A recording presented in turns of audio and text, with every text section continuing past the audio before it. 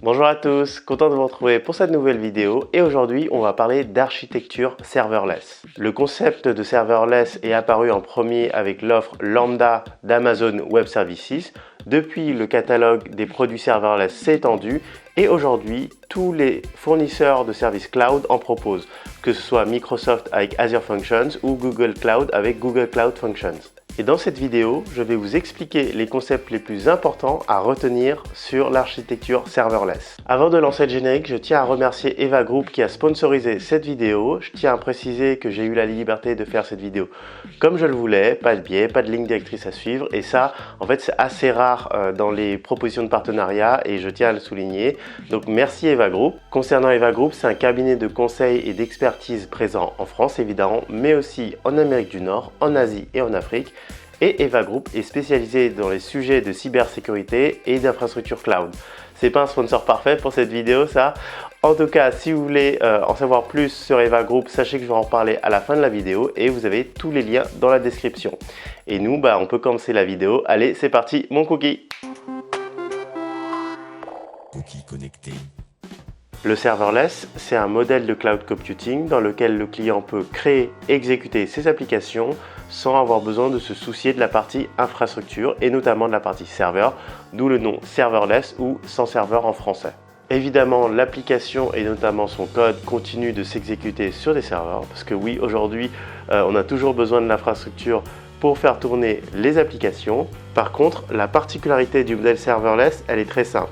En fait, le développeur, il a juste besoin d'une chose, fournir son code et tout le reste, oui j'ai bien dit tout le reste, est à la charge du fournisseur de services cloud. Le modèle serverless va donc faire abstraction de toute la partie infrastructure pour le développeur et le développeur va quant à lui pouvoir se concentrer sur son travail, le développement. Et c'est ça la promesse du serverless. Évidemment, il y a des principes à suivre pour rentrer dans le modèle serverless et c'est justement ce qu'on va voir maintenant. Le modèle de serverless va demander au développeur de repenser la conception de son code. En effet, le code d'exécution n'est plus celui de toute l'application. Le code d'exécution doit alors être décomposé en fonctions. Chaque fonction a un seul et unique but et l'ensemble de ces fonctions forme l'application. C'est pour ça qu'on associe souvent au serverless le terme Function as a Service ou FaaS. En effet, le développeur a la responsabilité de coder sa ou ses fonctions et le reste, c'est à la charge du fournisseur de services cloud. En gros, pour le développeur, ça veut dire plus besoin de définir le nombre de serveurs, leur puissance, plus besoin de les mettre en service, de les mettre à l'échelle, de les entretenir, de les superviser, de les mettre à jour et toute autre action concernant la gestion des serveurs. Mais aussi, et c'est important, plus besoin de gérer le déploiement de son application sur les différents serveurs. Fini aussi les problématiques de stockage, de load balancing ou d'autres problématiques réseau, etc. Cette fonction va être déclenchée par des événements. Par exemple, ici, la fonction est sollicitée par une requête HTTP. Cette requête déclenche l'exécution du code et donc la fonction. Et ici, la requête va déclencher la fonction qui va interroger une base de données, donc une action sur un autre service. À noter que les événements déclencheurs peuvent être divers, que ce soit l'ajout d'un fichier sur un espace de stockage ou alors une nouvelle entrée dans une base de données. On aura l'occasion de voir des exemples plus loin dans la vidéo. Ensuite, le fournisseur de services cloud garantit le scaling automatique de la fonction selon les pics de service. Ici, imaginons que la fonction B est beaucoup plus utilisée que les autres. Dans ce cas-là, la fonction B sera exécutée plusieurs fois, c'est-à-dire que plusieurs unités de travail de la fonction B tourneront en parallèle pour répondre à la charge de travail en hausse. Ici, B1, B2 et B3 sont la même instance de la fonction B, mais tournant en même temps pour répondre aux pics de charge. Et à contrario, lors de faibles pics de charge, seules les unités nécessaires sont exécutées. Ici, la fonction A ne nécessite qu'une seule unité de travail pour traiter la demande, et s'il n'y a pas de sollicitation de la fonction, alors elle n'est pas exécutée. Comme la fonction C ici que vous ne voyez pas, car elle n'est pas lancée car non sollicitée. Pour aller plus loin sur ce modèle d'architecture par fonction, je vous invite fortement à regarder ma vidéo sur les microservices où j'entre un peu plus dans les détails. Maintenant, passons à un autre point structurant du modèle serverless, c'est sa facturation à l'usage. Et ça veut dire que la facturation, elle est basée sur le temps réel d'exécution du code et avec quand même la milliseconde comme unité de paiement. En gros, pour le client, ça veut dire qu'il ne va payer uniquement que les ressources réellement consommées Et par exemple, en cas de l'absence de trafic, ils ne payent rien. Et c'est là tout l'intérêt économique du modèle serverless. Fini le coût des serveurs, que ce soit leur achat, leur gestion, leur entretien, etc.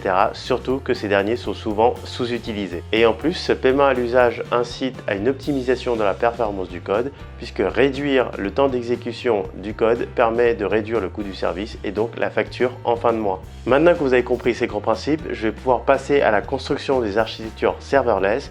Et pour ça, je vais prendre l'exemple de AWS Lambda, qui est l'exemple le plus connu de service serverless. Lambda est un service fourni par Amazon Web Services et il suit les grands principes qu'on a vus du serverless, c'est-à-dire qu'il exécute le code seulement quand c'est nécessaire, il s'adapte automatiquement à la charge de travail et le client ne paye que le temps de calcul utilisé. Il y a cependant des prérequis à respecter, le premier étant d'avoir un code compatible avec Lambda.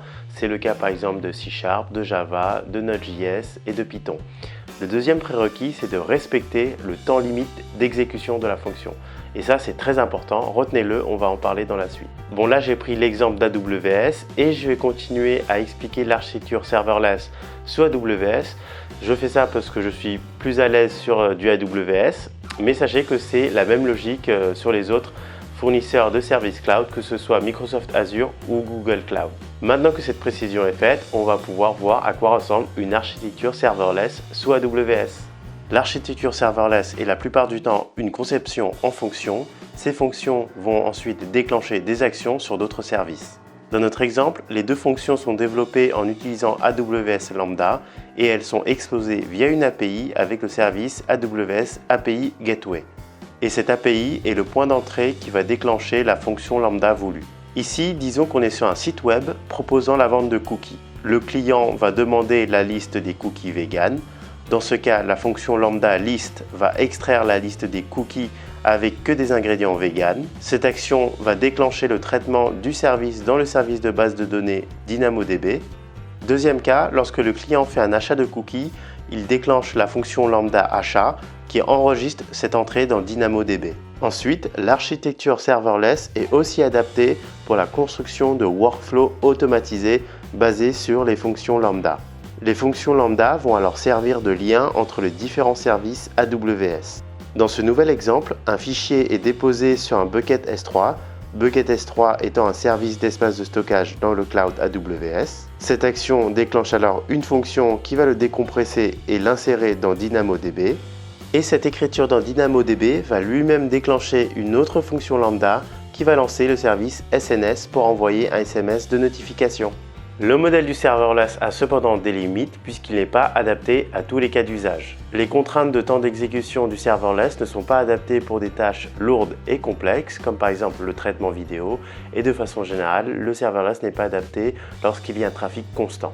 Il y a donc la nécessité de bien concevoir l'architecture d'une application en amont pour savoir si l'architecture serverless est adaptée pour cette application. Enfin, il y a une dernière contrainte au modèle du serverless, c'est la forte dépendance aux fournisseurs de services cloud et notamment à son framework, puisque chaque fournisseur de services cloud va imposer ses propres règles, notamment en termes de timeout ou en termes de compatibilité de langage. Ce qui veut dire que pour migrer, cela risque d'être très compliqué, d'autant plus que vous êtes dépendant des règles fixées par le fournisseur de services cloud qui peuvent donc changer. Voilà, cette vidéo est finie. J'espère qu'elle vous a plu. J'espère qu'elle vous a aidé à mieux comprendre le serverless. Enfin, je termine cette vidéo en remerciant Eva Group d'avoir sponsorisé cette vidéo. D'ailleurs, si vous êtes intéressé pour travailler dans le domaine du cloud ou de l'infrastructure en général, sachez qu'ils recherchent dans ces domaines-là, que ce soit par exemple des chefs de projet ou des architectes. Bon, je ne vais pas vous faire un long blabla corporate et ennuyeux. Ce que je peux vous dire par contre sur Eva Group, c'est que j'ai vraiment beaucoup aimé travailler avec eux sur cette vidéo et leur état d'esprit en général. Donc allez voir dans la description les différents liens pour vous renseigner sur Eva Group et peut-être que vous allez trouver l'opportunité que vous attendiez.